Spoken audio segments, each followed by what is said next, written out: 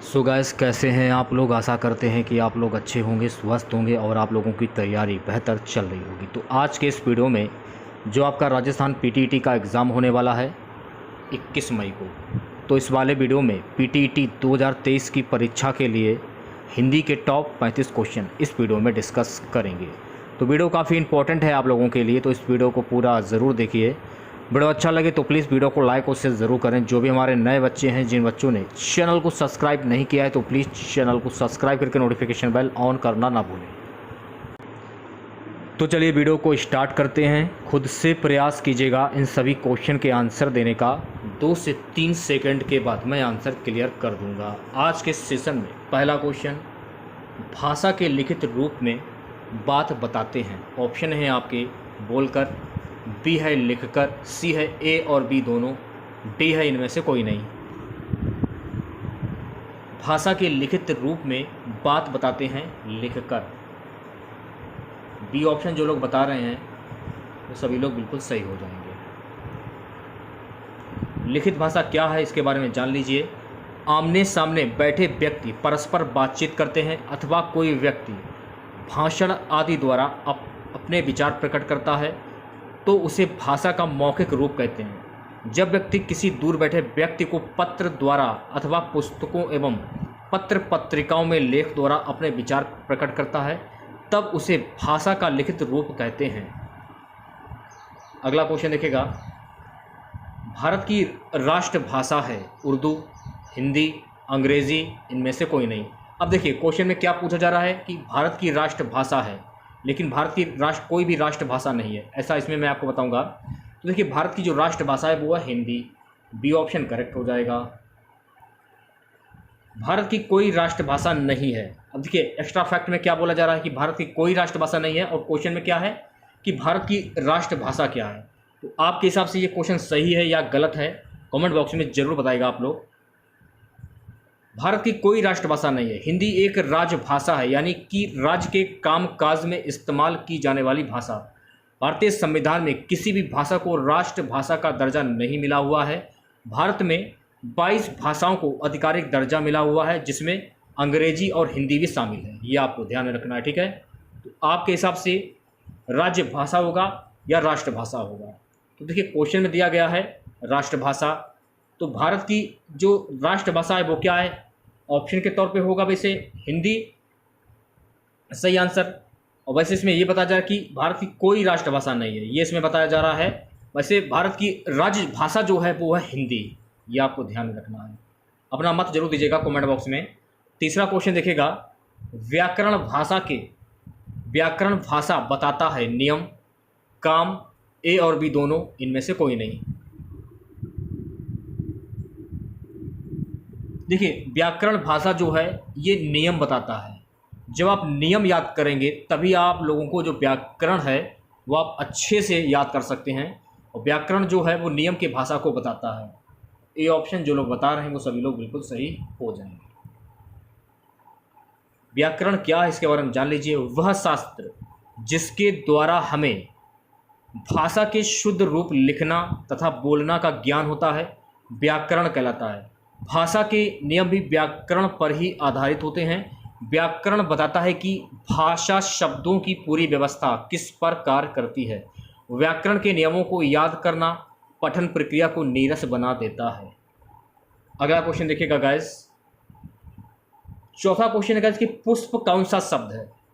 तत्सम, तद्भव, देशज, विदेशज।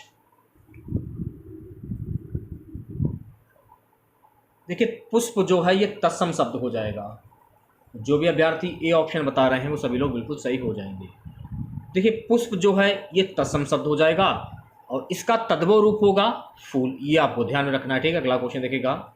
छोटा ऊ बड़ा ऊ के उच्चारण स्थान है। छोटा ऊ और बड़ा ऊ ये कैसे बोला जाता है। दंत से, कंठ से, ओष्ठ से, होठों से।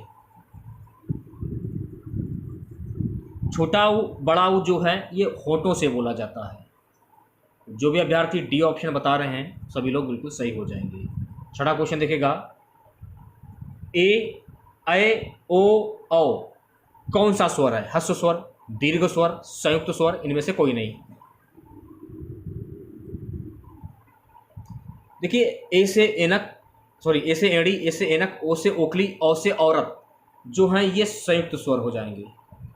जो भी बच्चे सी वाला ऑप्शन बता रहे हैं वो बच्चे बिल्कुल करेक्ट हो जाएंगे। संयुक्त स्वर क्या है, इसकी परिभाषा क्या है ये भी जान लीजिए। वे स्वर जो दो या दो से अधिक स्वरों से मिलकर बनते हैं संयुक्त स्वर कहलाते हैं। इनकी संख्या 5 होती है, ये भी आपको ध्यान रखना है, जो इस प्रकार हैं। ए से एड़ी, ए से एनक, ओ औ री। उदाहरण के लिए छोटा प्लस बड़ा बराबर ए हो जाएगा, छोटा प्लस ए आए हो जाएगा, छोटा आ प्लस ऊ ओ हो जाएगा, और छोटा आ प्लस ओ औ हो जाएगा। ये आपको ध्यान में रखना है, ठीक है। नेक्स्ट क्वेश्चन देखिएगा, 7वां क्वेश्चन। मात्राएं कितने प्रकार की होती हैं? 2, 3, 5 या 7? मात्राएं कुल 3 प्रकार की होती हैं। तो जो भी अभ्यर्थी बी ऑप्शन बता रहे हैं वो सभी लोग बिल्कुल सही हो जाएंगे। देखिए मात्रा 3 प्रकार की होती हैं, कौन कौन सी? ह्रस्व, दीर्घ और लुप्त।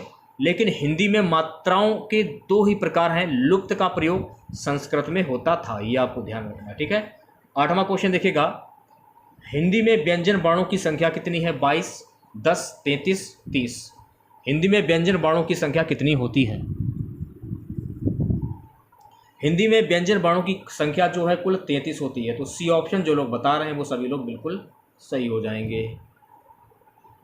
हिंदी में व्यंजन वर्णों की संख्या 33 है। हिंदी के लिए प्रयुक्त देवनागरी लिपि में कुल 52 वर्ण हैं, जिनमें 11 मूल स्वर वर्ण, जिनमें से री का उच्चारण अब स्वर जैसा नहीं होता।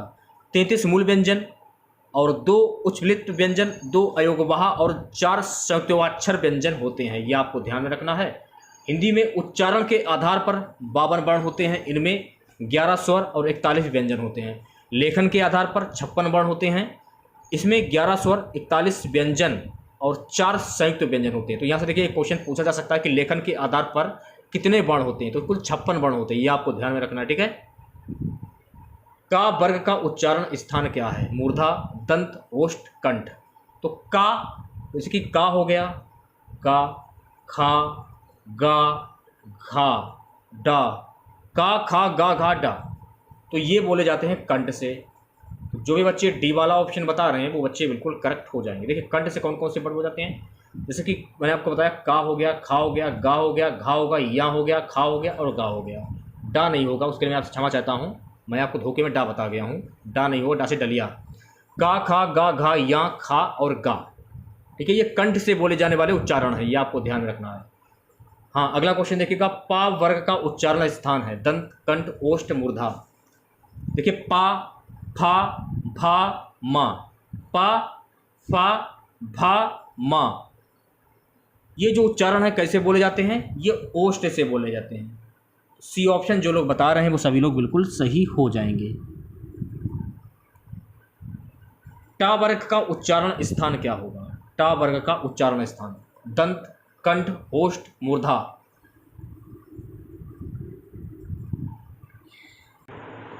टा वर्ग का उच्चारण स्थान, टा वर्ग का उच्चारण स्थान हो जाएगा मूर्धन, मूर्धन में। तो जो भी अभ्यर्थी डी ऑप्शन बता रहे हैं वो सभी लोग बिल्कुल सही हो जाएंगे। जैसे कि टा हुआ, ठा हुआ, डा हो गया, ढा से ढक्कन हो गया, ड़ा से खाली, डा, रा और शा, ये सभी आपके मूर्धा से बोले जाने वाले उच्चारण हैं जो मैं आपको बता रहा हूँ, ध्यानपूर्वक देखिएगा। 12वां क्वेश्चन देखिएगा, चा वर्ग का उच्चारण स्थान है? तालु, ओष्ठ, कंठ, इनमें से कोई नहीं। चा वर्ग का उच्चारण स्थान क्या होगा? चा जो है ये तालु से बोला जाता है। तो ए ऑप्शन जो लोग बता रहे हैं वो सभी लोग बिल्कुल सही हो जाएंगे।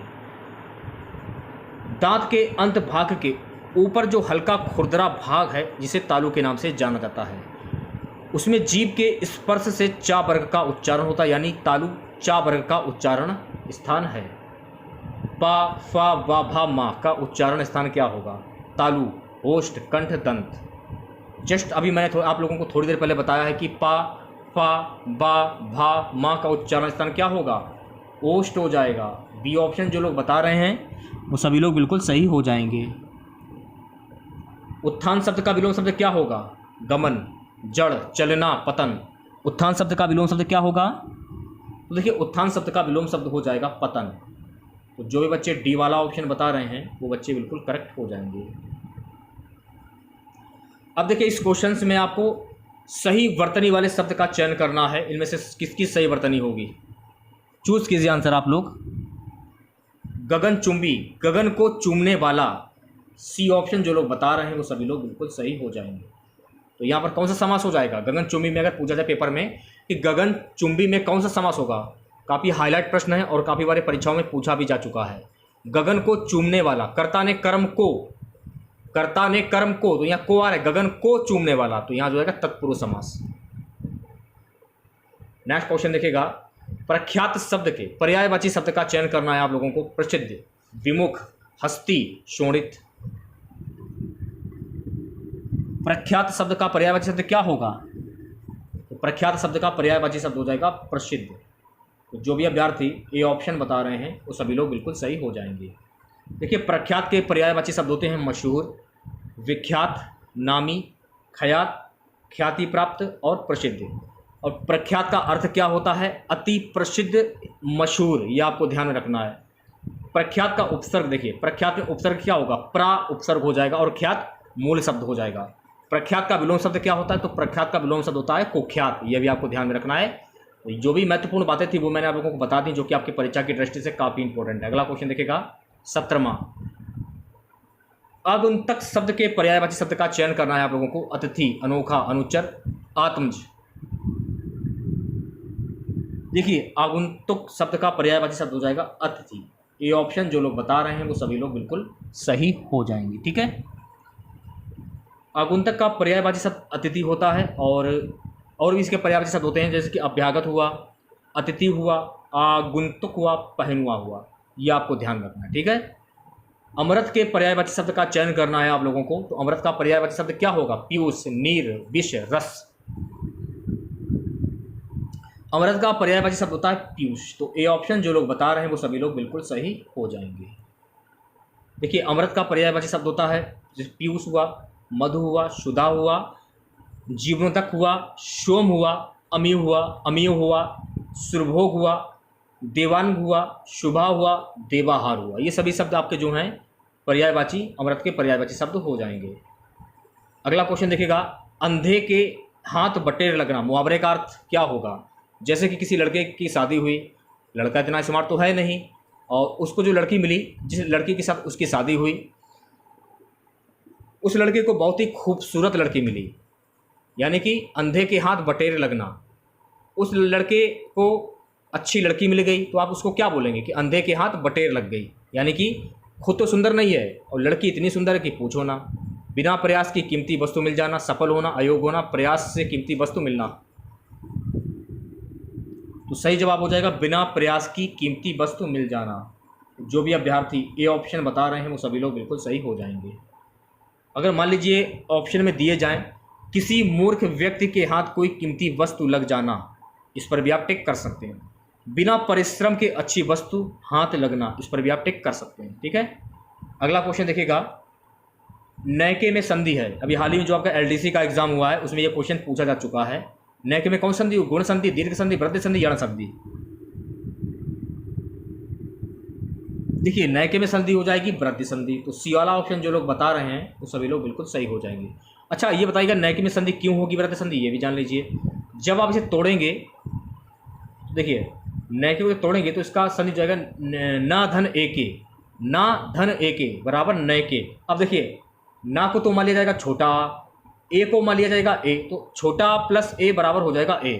अब इसमें देखिए जब संधि करते समय जब छोटा बड़ा के साथ ए हो तो ए बनता है, देखिए ए बनता है, और जब छोटा बड़ा के साथ ओ हो तो औ बनता है, तो उसे हम वृद्धि संधि कहते हैं। ये आपको ध्यान रखना है, ठीक है। अगला क्वेश्चन देखिएगा, गांगुरूमी में निम्न में से कौन सी संधि होगी, गुण संधि, यण संधि, पररूप, पूर्ण रूप। गांगुरूमी निम्न में से कौन सी संधि होगी, थोड़ा सा अटपटा सा शब्द है जिसे पढ़ने में थोड़ी सी दिक्कत हो रही है, चूज कीजिए आंसर आप लोग। तो यहाँ हो जाएगी गुण संधि, ये ऑप्शन करेक्ट हो जाएगा। अब देखिए गंगोर्मी की संधि क्या होगी, गंगा धन उर्मी। अब देखिए इसको तो मान लिया जाएगा बड़ा आ और इसको छोटा ऊ, तो बड़ा आ प्लस छोटा ऊ बराबर हो जाएगा ओ, यानी कि यहाँ छोटा और छोटा ऊ के मेल से ओ बना है। गुण संधि की परिभाषा, जब संधि करते समय छोटा आ बड़ा के साथ छोटी बड़ी हो तो ए बनता है, जब छोटा बड़ा के साथ छोटा ऊ बड़ा ऊ हो तो ओ बनता है, जब छोटा बड़ा के साथ री हो तो अर बनता है। तो ये गुण संधि कहलाती है, ये आपको ध्यान में रखना है, ठीक है। अगला क्वेश्चन देखेगा, दैत्य धन अरि, दैत्य धन अरि संधि विच्छेद का सही शब्द क्या होगा? चूज कीजिए आंसर आप लोग।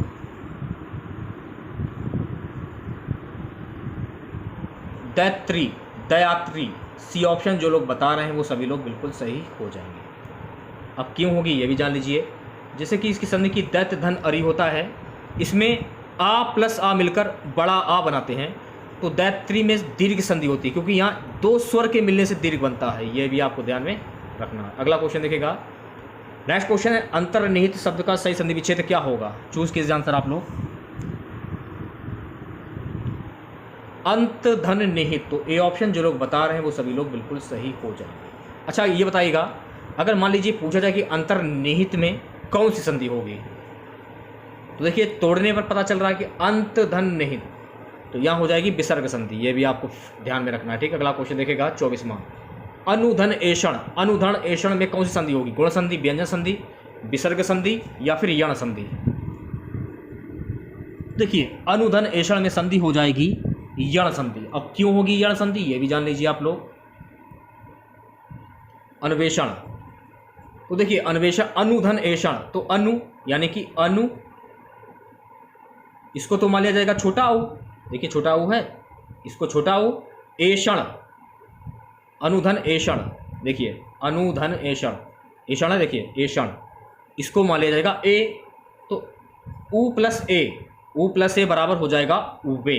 यण संधि की परिभाषा देख लीजिए, जब छोटी बड़ी छोटा बड़ा री स्वर के आगे कोई अलग स्वर आता है तो ये क्रमशः या वा रा ला में परिवर्तित हो जाते हैं, इस परिवर्तन को हम यण संधि कहते हैं, ये आपको ध्यान रखना। तो देख सकते हैं छोटा ऊ प्लस ए, छोटा ऊ प्लस ए, यानी कि छोटा ऊ स्वर के बाद कोई अलग स्वर आता है, देखिए अलग स्वर आ गया, ए आ गया, तो छोटा ऊ प्लस ए बराबर वे हो जाएगा, तो देखिए वा आ रहा इसमें, तो ये हो जाएगी यण संधि, ठीक है। अगला क्वेश्चन देखेगा, पित्रादेश का संधि विच्छेद क्या होगा? चूज कीजिए आंसर आप लोग। पितृधन आदेश, तो बी ऑप्शन जो लोग बता रहे हैं वो सभी लोग बिल्कुल सही हो जाएंगे। क्यों होगा ये भी जान लीजिए, जब आप इसे तोड़ेंगे तो पितृधन आदेश, इसको तो मान लिया जाएगा री, इसको मान लिया जाएगा बड़ा, तो री प्लस बड़ा हो जाएगा रा।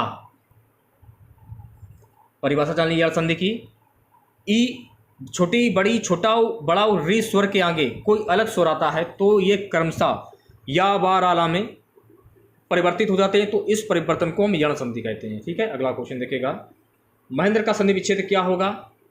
चूज कीजिए आंसर आप लोग। महाधन इंद्र, बी ऑप्शन जो लोग बता रहे हैं वो सभी लोग बिल्कुल सही हो जाएंगे। महाधन इंद्र, देखिए इसको मान लिया जाएगा बड़ा आ, इसको मान लिया जाएगा छोटी, तो छोटा प्लस बड़ा आ प्लस छोटी बराबर हो जाएगा ए, यहाँ हो जाएगी गुण संधि, ये भी आपको ध्यान में रखना है। देखिए यहाँ पर देखिए छोटा या बड़ा के बाद ई या ई बड़ी ई आए तो दोनों मिलकर ए हो जाते हैं, आ या बड़ा के बाद छोटा ऊ या फिर बड़ा ऊ आए तो दोनों मिलकर ओ हो जाते हैं, और छोटा या बड़ा के बाद री आए तो अर हो जाता है। इस प्रकार बनने वाले शब्दों को गुण स्वर संधि कहते हैं। 27वां क्वेश्चन आपके स्क्रीन पर, इनमें से कौन सा शब्द कर्म कारक है? पेड़ से फल गिरा, मैंने हरि को बुलाया, लड़का पेड़ से गिरा, हरि मोहन को रुपए देता है। मैंने हरि को बुलाया, तो बी वाला ऑप्शन जो लोग बता रहे हैं वो सभी लोग बिल्कुल सही हो जाएंगे, ठीक है। क्रिया के कार्य का फल जिस पर पड़ता है वह कर्म कारक कहलाता है। कर्म कारक का विभक्ति चिन्ह को है, बहुत से स्थानों पर विभक्ति चिन्ह का प्रयोग नहीं किया जाता है, ये भी आपको ध्यान में रखना। अब देखिए इसमें क्या पूछा है कि इनमें से कौन सा कर्म कारक है, तो पेड़ से फल गिरा, तो यहाँ पर मेहनत पड़ रही है, तो यहाँ पर अपना कर्म कर रहे हैं, तो यहाँ हो जाएगा कर्म कारक, ठीक है। श्याम सोता है, ये कौन सी क्रिया है? अकर्मक क्रिया, सकर्मक क्रिया, ए और बी दोनों, इनमें से कोई नहीं। श्याम सोता है तो यहाँ हो जाएगी अकर्मक क्रिया, जो भी अभ्यर्थी ए ऑप्शन बता रहे हैं वो सभी लोग बिल्कुल सही हो जाएंगे। श्याम सोता है, यहाँ हो जाएगा अकर्मक क्रिया। जिस क्रिया का फल कर्म पर नहीं पड़ता है उसे अकर्मक क्रिया कहते हैं। ठीक है, अगला क्वेश्चन देखेगा 29वां। इनमें से चोर का पर्यायवाची शब्द कौन सा होगा? मूषक, शशि, बेशर, धनत। चोर का पर्यायवाची शब्द होता है मूषक। तो जो भी बच्चे ए वाला ऑप्शन बता रहे हैं वो बच्चे बिल्कुल करेक्ट हो जाएंगे। चोर के पर्यायवाची शब्द होते हैं तस्कर, दस्यु, रजनीचर, मूषक, कुंभलित, खनक, साहसिक आदि होते हैं। आज का हमारा सबसे लास्ट क्वेश्चन रहेगा, कान कतरना मुहावरे का अर्थ क्या होता है? बहुत तेज दौड़ना, बहुत चालाक होना, सोच विचार में पड़ना, बहुत आदर करना। कान कतरना यानी कि बहुत चालाक होना। तो जो भी अभ्यर्थी बी ऑप्शन बता रहे हैं वो सभी लोग बिल्कुल सही हो जाएंगे। मान लीजिए अधिक होशियार हो जाना, अगर ये दिया जाए तो आप इस पर भी टिक कर सकते हैं। बाकी प्रयोग, अब तो अब्दुल मैकेनिक इतना होशियार हो गया है कि वे अपने उस्ताद के भी कान कतरने लगा है। तो इस वाले वीडियो में पीटीईटी 2023 की परीक्षा के लिए हम लोगों ने हिंदी के कुल 30 क्वेश्चन डिस्कस किए हैं। तो अगर आप लोगों को वीडियो अच्छा लगा हो तो प्लीज़ वीडियो को लाइक और शेयर जरूर करें। जो भी हमारे नए बच्चे हैं, जिन बच्चों ने चैनल को सब्सक्राइब नहीं किया है तो चैनल को सब्सक्राइब करके नोटिफिकेशन बेल ऑन करना ना भूलें। तो मिलते हैं नेक्स्ट वीडियो के साथ। जय हिंद, जय भारत।